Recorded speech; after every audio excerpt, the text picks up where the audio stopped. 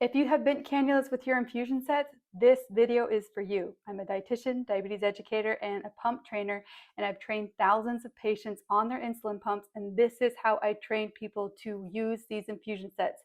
Because if you don't, it can cause catastrophically high numbers, and we don't need any more of that. So I'm going to show you the wrong way to do it and also the correct way to do it so that you can bookmark this, remember this, and then you'll never see a bent cannula again. When people put their infusion sets on, after you have this set ready to go, you pull it back, lock it into position, you put it on your body, you press the indented circles, it snaps on, then they just take this whole piece and then they just pull it off. Simple, right? No, when you do that, what's happening is when you pull the infusion set piece off, your skin is lifting up with the infusion set. And then once it finally disconnects, the skin can slap back down, and then that sudden slap back down can kink the cannula. So I'm going to show you the correct way to do this. So of course, you take your alcohol swab and we're going to clean the area on your body first. If you have oils on your skin that you don't know about, then that oil can actually cause the adhesion to not stick as well. So always use the alcohol swab. And if it's really hot outside or if your body just tends to reject these infusion sets, you can use IV prep or skin tack to help it stick better. So alcohol first, then IV prep or skin tack. I have both. I live in Texas. It's very hot outside. I use alcohol, and if I needed to, I'd add the skin tack. There's that red, white, and blue if you've heard that before.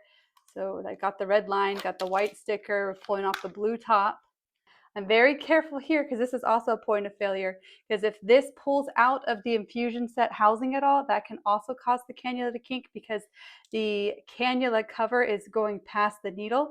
And so if it's injected in that state, it can cause it to kink. We don't want that. So you're going to be very gentle. You're going to pop it behind this little piece right here, and then very gently, and this is a 23-inch tubing, so that's about 2 feet. Once I get close to the end, I'm very, very careful. I'm going to put it in this little notch, and it needs to be very, very flat.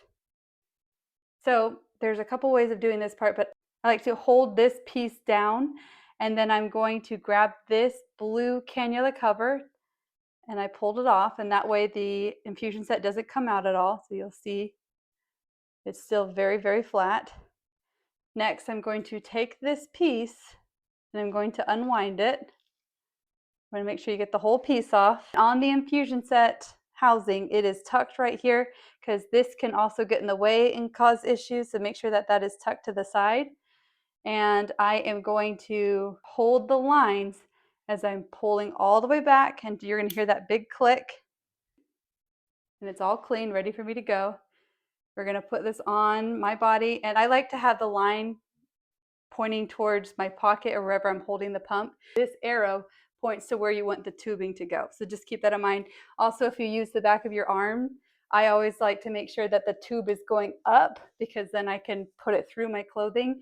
So that's what that little arrow is pointing for. So on your body, you're going to press the little circles and that's going to inject it. So I'm going to press. I press and hold the center. I have my fingers on both sides to keep my skin nice and tight.